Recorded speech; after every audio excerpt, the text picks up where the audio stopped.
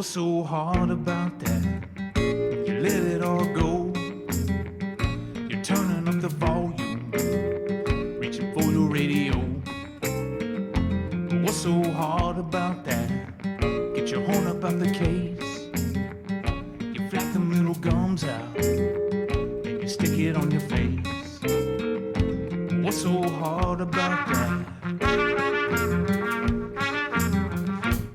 Hey, what you got there, partner?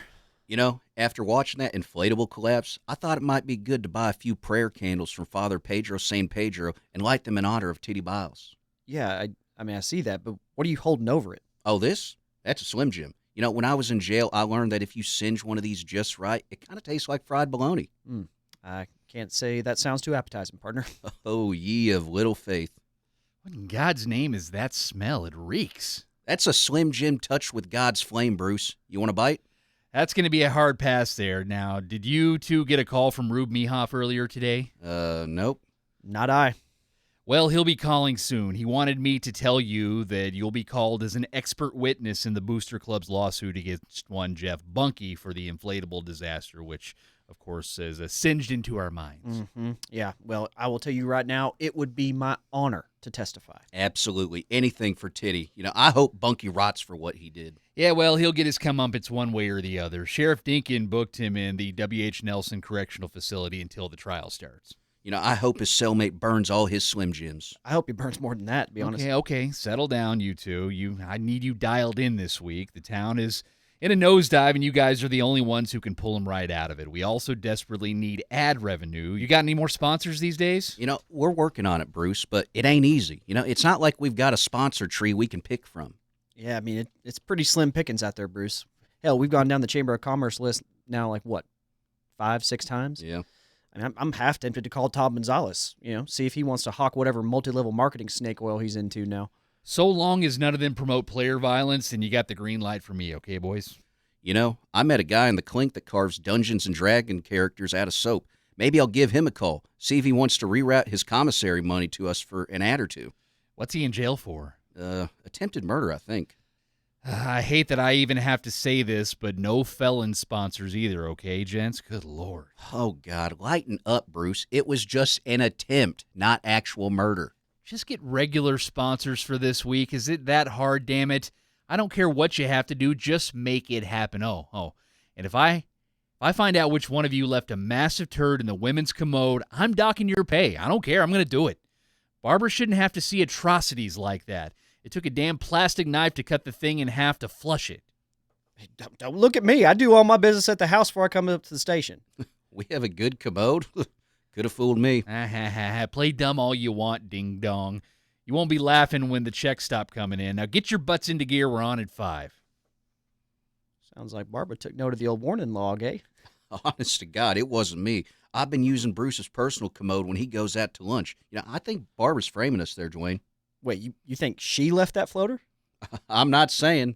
I'm just saying. We're on in 3, gents. Yeah, we're coming. What's so hard about that?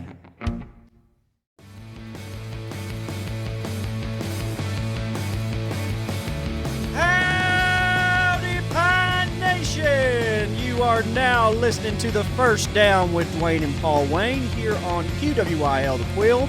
This is your pilot, Dwayne Applebottom speaking, and sitting next to me in the QWIL cockpit is my co-pilot, my navigator, my radar man, and my trusty tail gunner, Mr. Paul Wayne T. Happy to be flying beside you there, Dwayne. We are now cruising at an altitude of 289 feet above sea level here in Paultom City, so sit back, relax, and let's talk some ball. What do you say, Paul Wayne? You read my mind there, Captain. Folks, we're in a nosedive. Well, I don't think I'd put it quite that harshly, but y'all, we'll be honest, it wasn't pretty out there last week. I'll tell you what, it was pretty bad.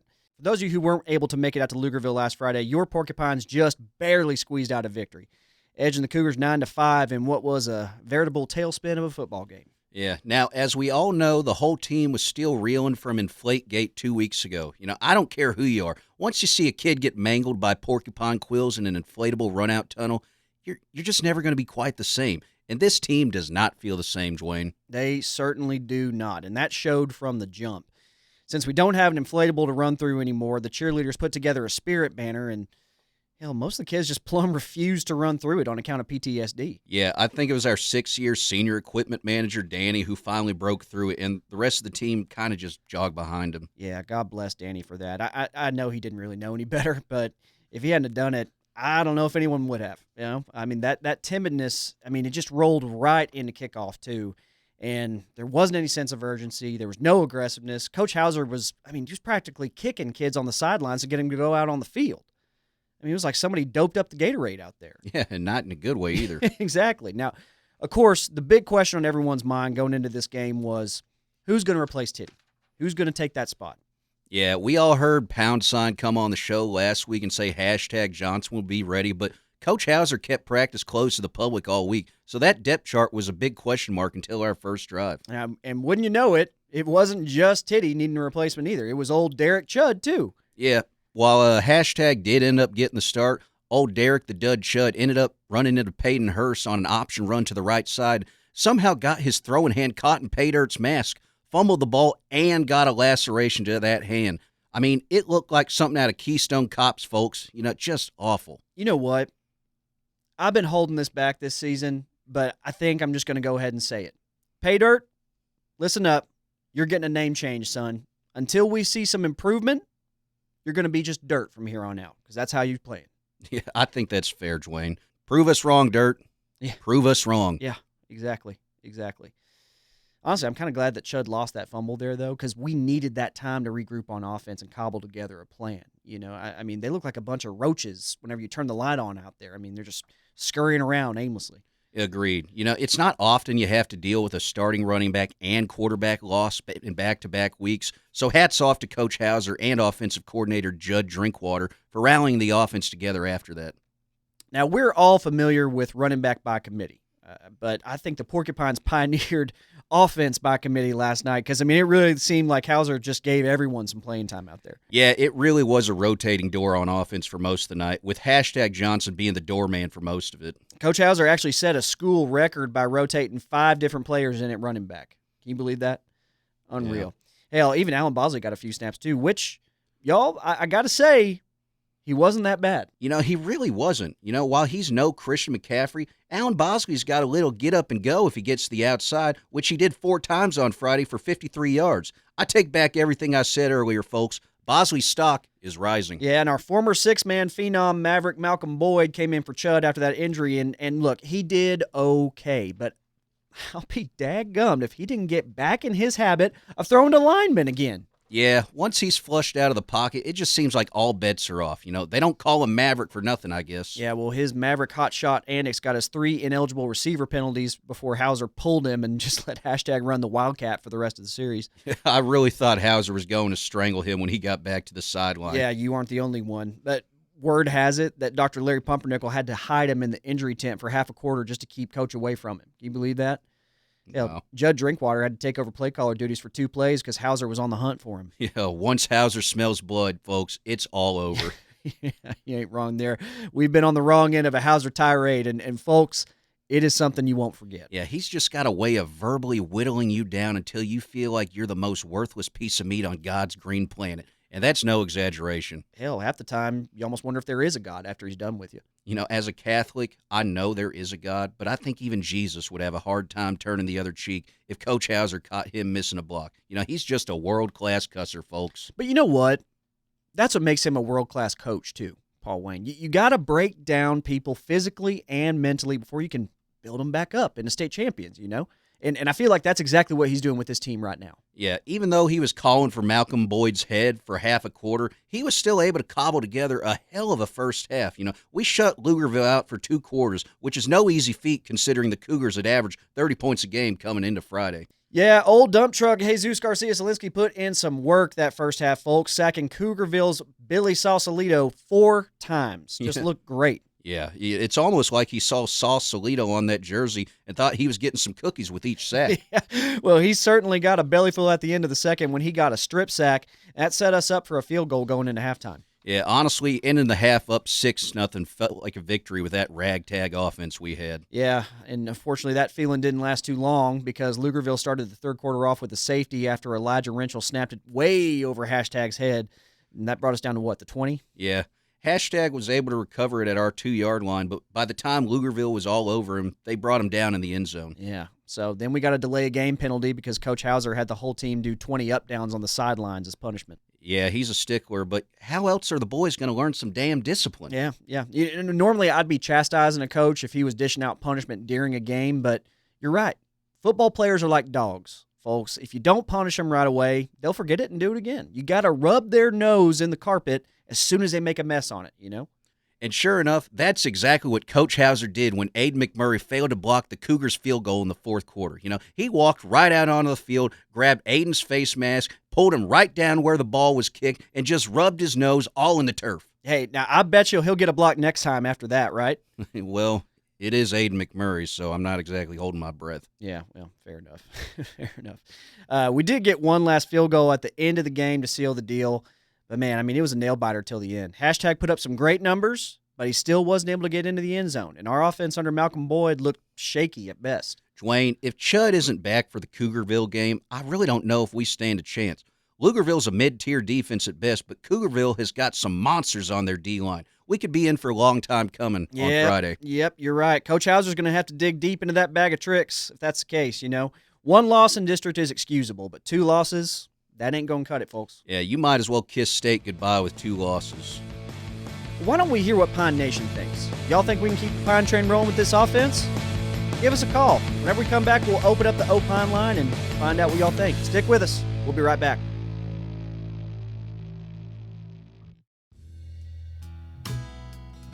This is Rusty, aka Big Tex of Big Tex Pest Solutions. We can tackle all your bug, critter, and varmint infestations. There isn't a single insect, reptile, or mammal that we couldn't take care of. But listen, folks, quit calling about the bats. We've already lost 4 good men to these winged beasts, not including the Dairy Queen and a quarter of Elm Street. And we have reason to believe now that the Bat Army is being led by none other than disgraced Gomer 5. With his knowledge of war tactics, including the wishbone offense, we feel that there is another wave coming this mid-season. No more phone calls about the bats, but any other pest issues, we're here to help. And remember, Texas-sized pests require Texas-sized solutions. And don't call about the bats.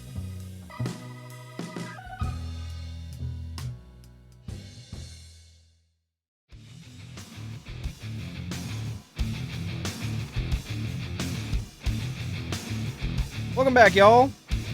You are now listening to The First Down with Dwayne and Paul Wayne. It is now time for the Opine line. So let's get to our first caller. All right. It's looking like a lively bunch on the line today, so let's get right to it. Bink, who's our first caller?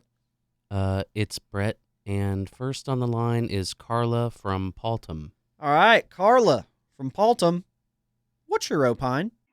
Hey, y'all. My name is Carla Dinwiddie, and my son Braylon plays outside linebacker for our junior high Porcupine.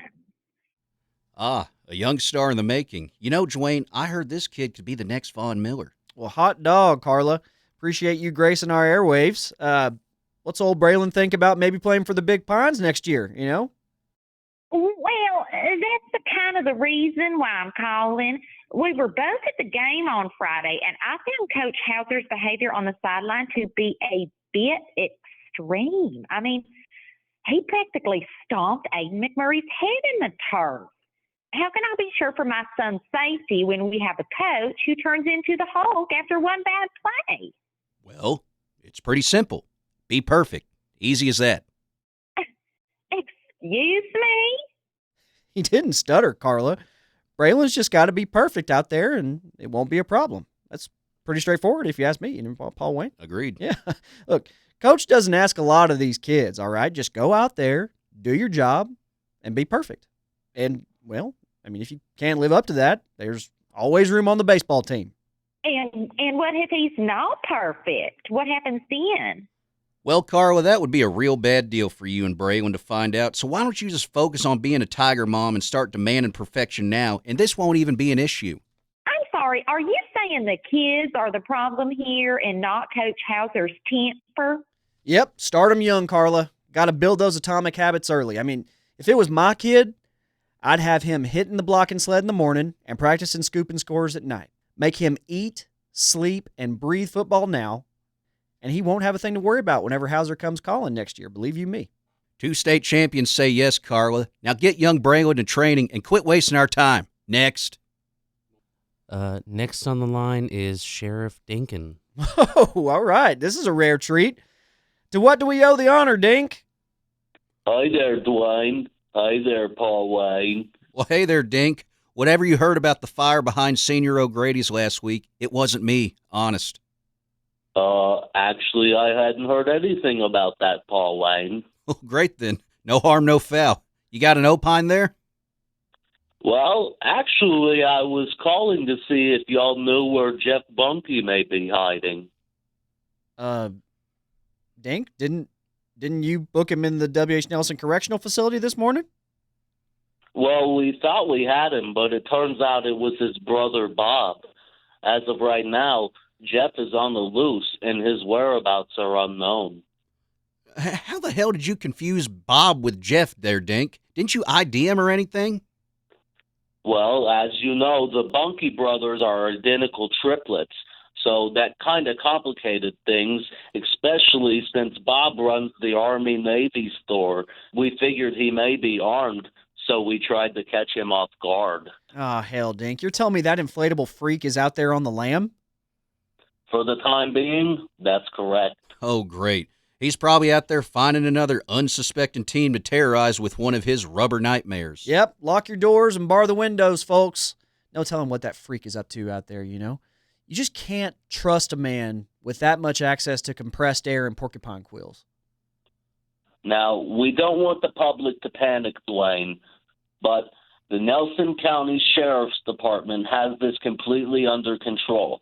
My sons 5 and 6 have sealed off the 2 roads into town, so wherever he is, he's probably within city limits.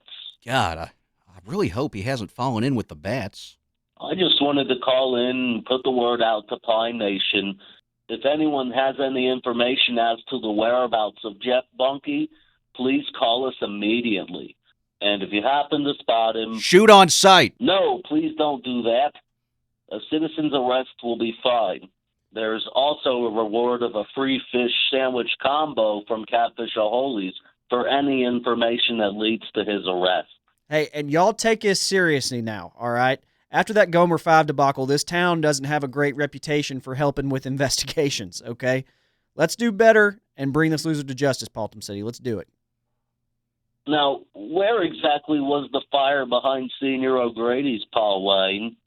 Oh, it sounds like we're losing you, Dink. You know, must be a bad signal or something. No, I can hear you just fine. Damn it, kid, cut him off. You have a few too many mark bombs there, partner? I don't want to talk about it. Bert, we got time for one more. Who's next? Looks like our next caller is Bill from Paultom. All right, Bill from Paultom. What's your opine? Boys, this is Bill Bunky of Bunky's Bunkers. I was at the game last week, and I think Johnson is poised for a breakout game against Lugerville. If he can just get that offensive line... Whoa, hey, whoa, hold up there. Is this Bill Bunky? As in Jeff Bunky's other brother, Bill Bunky? Yeah, yep, that's right, Jeff's my brother. Anyways, Johnson... Yeah, hold it right there, Bunky. You can't come calling in our football show wanting to talk football when your dipstick of a brother is on the run for mangling the best Paultom player in a generation. Now tell us where he's hiding. Ben, trace that call and tell us where he's coming from.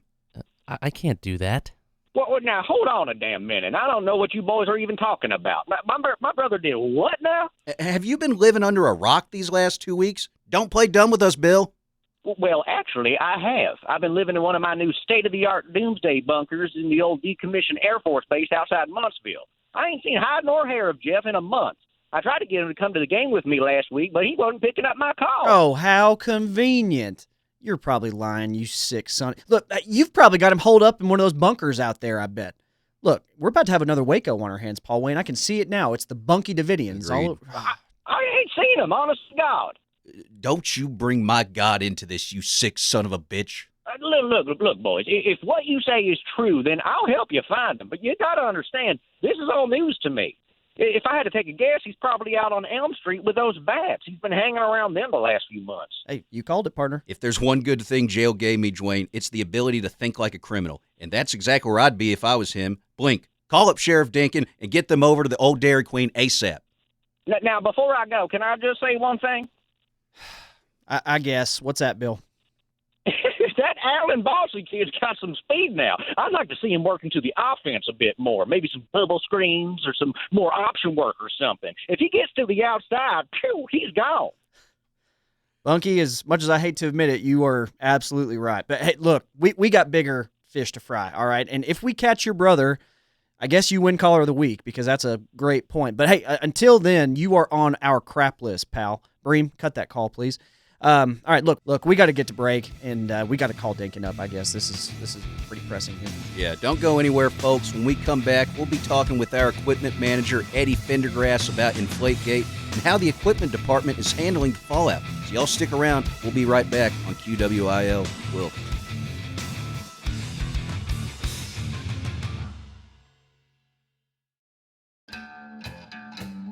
Howdy, folks. Dwayne here. Let me ask y'all something. When was the last time you had your septic system pumped? If you can't remember, then odds are it's time to have it done. Thankfully, I know just the man to call, and that's Cecil Bumritter down at Cecil Septic Yard. Cecil and his brother Cedric have been pumping more brown liquid out of W.H. Nelson County than Chevron, and that's saying something. There's nobody I trust more to handle my waste than Cecil. He does quick work and will have your septic tank clean enough to eat out of by the time he's through. And don't worry about paying an arm and a leg. If it wasn't for fuel costs, Cecil would be doing this for free. He assures me he's mainly in this business for the smell anyway. So get off the commode now and give Cecil Septic Yard a call. Cecil Septic Yard. You dump, we pump. And tell him Dwayne sent you.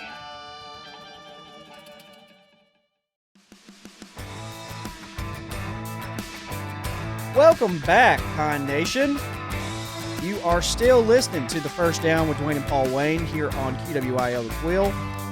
I do have a quick update on the Jeff Bunky situation.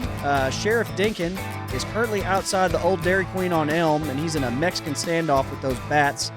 They're not letting him in at the moment, but he does have Jeff Bunky holed up in there, and he's hunkering down with them, and he's working to negotiate them turning him over. So we'll keep you updated if anything new develops on that front. Yeah, but in the meantime, we'd like to welcome to the First Down a friend of the show and one of the biggest unsung heroes of the Paultom City football program, our equipment manager, Eddie Fendergrass. Eddie, dang glad to have you on the show.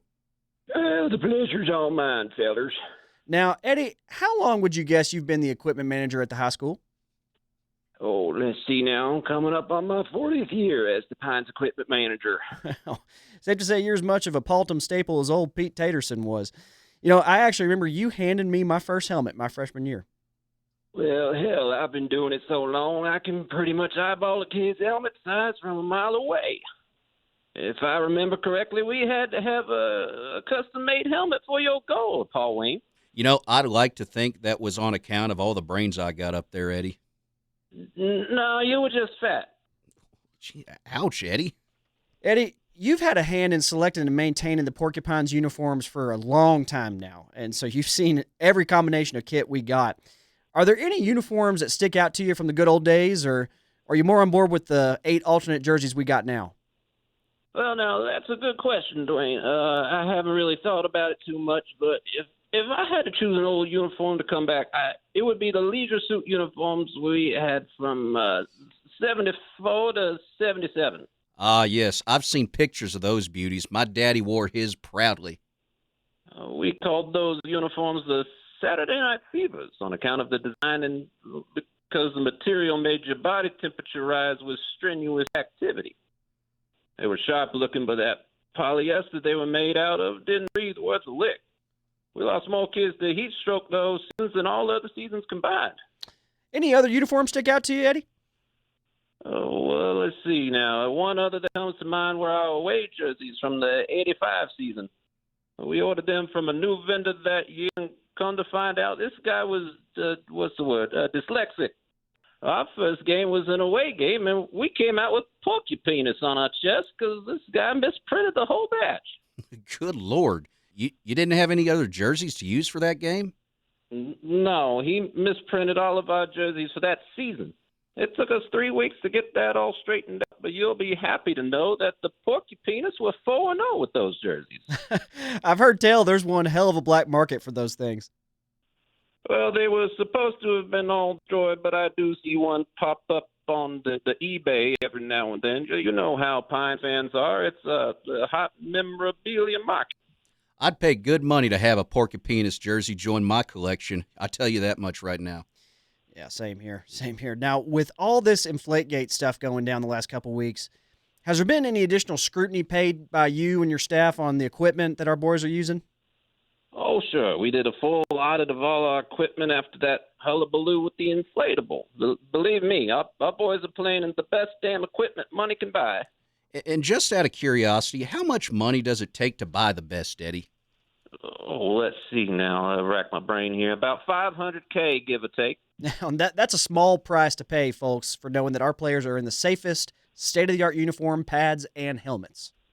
Well, that also covers the preservation of our old uniforms, too. You know, Coach Hauser made sure to keep our old stock in good shape because he decided early on that if the team started losing or not doing too hot, he'd make them wear the old uniforms and have them earn their new ones back by winning. Wow. So kind of like how Urban Meyer made the Florida Gators earn their names on their jerseys. Coach Hauser is making the whole team earn the right to the comfort of a dry-fit jersey. That man is a genius, Dwayne. Well, you don't get 2 state titles without having a little mischievous streak in you.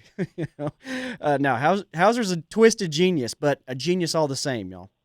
Yes, sir. And even though the team won last week, Coach Hauser felt like the effort was poor enough to warrant bringing them out for the game against Lugerville next week. Wait. So which jerseys did Coach go with? Is that the ones from our state run season? Ooh, or the jerseys with the purple and brown stripes from 96? No. He probably went with those black jerseys from the 88 district championship. No, he's bringing back the kits from 49. The 1949 state champion uniforms? Yes, sir. Our boys will be decked in leather helmets, leather pads, wool uniforms, and leather pants. Hell, we even got screw-in cleats for our boys' athletic shoes. They'll be doing the rumbling, tumbling 49ers proud out there, I tell you what. Now, Eddie, I know the UIL turned a blind eye to us whenever Coach Strong put on Leatherhead Wednesdays at practice last year, but will they allow those to be worn in a game? Oh, sure. The UIL can't do jack squat. And if they insist on us putting face masks on the boys, we've got the clear plastic ones from our 50s era helmets ready to screw on at a moment's notice. Me and my crew can put them on in 10 minutes flat. Coach timed us. Wow. Now that's the kind of out-of-the-box thinking that wins state there, Dwayne. You dang right it is, and I love to hear it. You know, Coach Hauser can always make adjustments to make the team successful, and I think those uniforms are going to be a real edge for us going into this week. Yeah, one can only wear wool for so long. Before long, you'll practically murder a man to get it off you. Not that I would know anything about that or anything. All right, we believe you there, Paul Wayne. Now, Eddie, before you go, how's the equipment staff handling things since the whole Inflategate incident went down? Well, look, gentlemen, I run a pretty tight ship, and we're now taking extra precautions before any of our players run out on the field. We've switched from Vietnam-era smoke bombs to a simple fog machine and have totally removed any tunnel from the equation.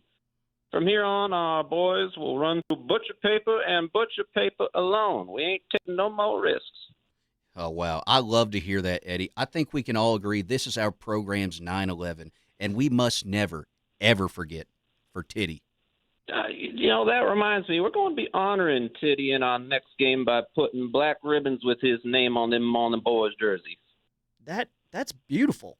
I love that. You know, Eddie, I think y'all should sell those, man. I think, everybody in town would want a little titty on them, you know? Don't you think, Paul Wayne? I'd proudly put a titty on me there, Eddie. Plus, you could sell some titties to raise money for the Inflatable Survivors Fund. Oh, now that's a great idea, fellas. I'll get with my team and put something together for the Spirit Shop. Well, Eddie, sir, it's always a pleasure talking with you. Like I said, you are one of the unsung heroes on this team, and we're damn proud to have you here with us. Appreciate it, boys, and I'll see y'all at the game. Yes, sir, you will. Folks, thanks for tuning in with us today. Kickoff is at 7:45 at the Cougarville Armory. Dwayne and I will be in the parking lot before the game with the QWIL van, handing out our QWIL merch that you can pay for. You want a stress ball with QWIL the Quill on it? We got thousands. That's right. We got branded pens, sticky notes, water bottles. Nothing costs more than $1.50, folks, and this stuff will be flying off the shelves. Y'all come get you some. Guys, Bruce is texting me saying that you can't sell stuff from the promo supply closet. All right, we'll have this conversation later. All right, see y'all in Cougarville, folks. As always, I'm Dwayne Applebottom. I'm Paul Wayne Teague. Go Pines.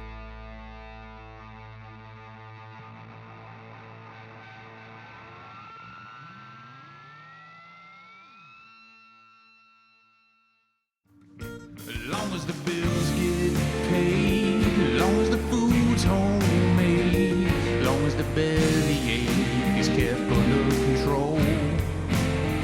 Pocket on down in the shade, 'cause man, you got it made. How much dirt do you plan to shovel down the hole? Well, let me just tell you, buddy, know before you go. It don't take no high-educated woman to keep me in the know. What's so hard about that? The official broadcast partner of Paultom City Consolidated Athletics, QWIL the Quill.